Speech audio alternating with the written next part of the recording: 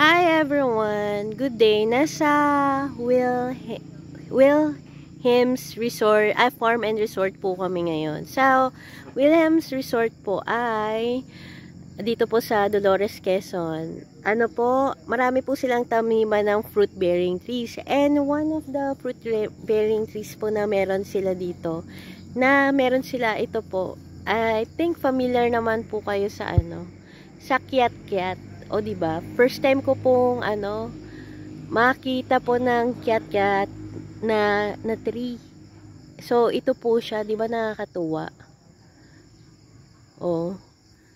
Ang dami pong ang daming bunga. Kaso lang hindi pa nating masabi na mukha siyang kiat-kiat kasi ano yun, yung hindi pa po siya hinog. Ano pa po siya, green pa po. Kaya yun. Kaya nakakatuwa.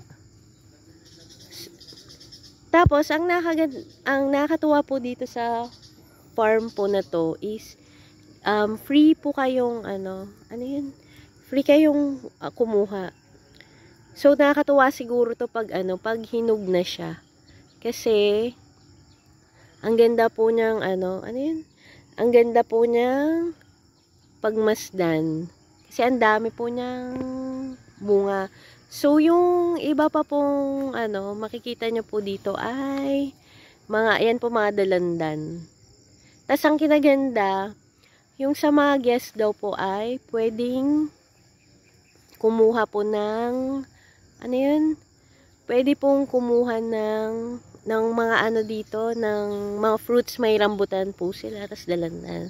So, baka later po, pag nag-check out na po kami,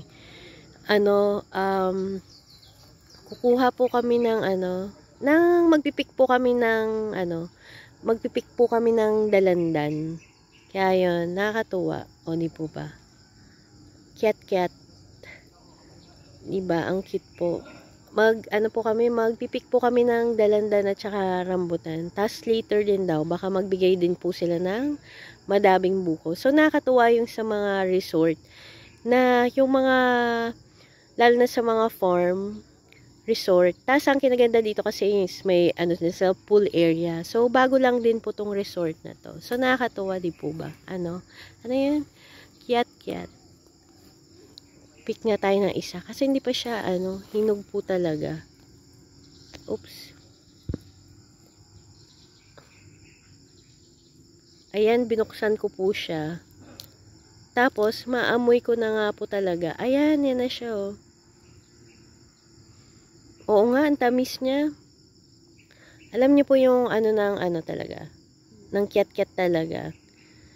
Kaya yun. Ay, meron po rin pula. May oranges din po sila dito na tanim. Kaso, katulad po ng kiat-kiat na to, syempre, berde pa po. Kaya yun. Kanina first time ko din po makita. May video ko po. Sige, thank you po ulit for watching.